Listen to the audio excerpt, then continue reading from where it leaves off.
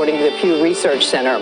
The holiday began in the 4th century when church officials chose to honor the birth of Jesus. But several customs we've come to associate with modern-day Christmas actually evolved from ancient pagan traditions celebrating the winter solstice. Historian Kenneth C. Davis is the best-selling author of the Don't Know Much About series, which we love. Welcome back to the table. Merry Christmas to you. Merry Christmas to you. It's always a pleasure to be here. So this is something I've always been fascinated by because the Bible never talks about the date of Christ's birth, yet we celebrate December 25th. Why? Well, primarily because in ancient Rome, there was a feast called Saturnalia that celebrated the solstice.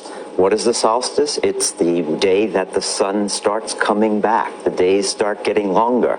And most of the traditions that we have that relate to Christmas relate to the solstice, which was celebrated in ancient Rome on December 25th. So, when Christianity became the official religion, in a sense, in Rome, they were able to fix this date, which some scholars say may be earlier than that. There's a little discrepancy about it, but there's no question that the fact that it was celebrated in Rome as an important day with gift-giving, candle lighting, and singing and decorating houses really cemented Christmas as December 25th. You always say you don't know much according to your books, but do you know why we have a Christmas tree as opposed to a bunch of hydrangeas, which I think are really pretty? This is another puffy and pretty. This is another. How about that, Ken? This is another pagan tradition. So Christmas is really about bringing out your inner pagan. The Christmas tree really comes to. Who knew we had an inner pagan? Yeah. Which of the wise men said that? I can't remember. Well, it's like Halloween and a lot of other things we do. These all predate Christianity. But in the Norse world, Germany, the Scandinavian countries, where winter was really serious and the solstice was really an important idea, they celebrated the return of life by celebrating an evergreen tree.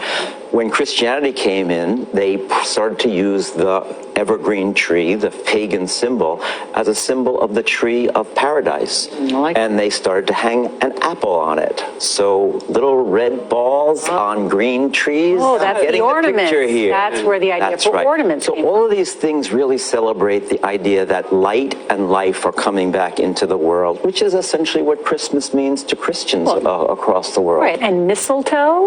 Mistletoe, we can thank the Druids for that. The Druids believed that mistletoe was an all-powerful healing item. It hung from the sacred oak. In fact, if you met somebody in the forest, you gave them the sign of peace under the mistletoe. So people started to hang mistletoe above their doorways as a symbol of peace. This was such a powerful symbol of paganism that English churches actually banned the use of it. And in fact, the real war on Christmas in America begins with the Puritans in around 1659.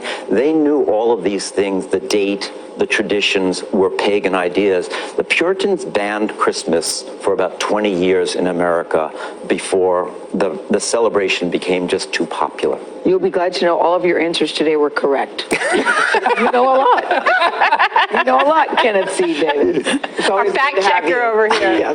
Merry Christmas to you, Kenneth Davis. This does not take away, we're not the Grinch spoiling it here. It still has all the meaning that it has, but we can celebrate it and understand where these things come from. Good day to you with your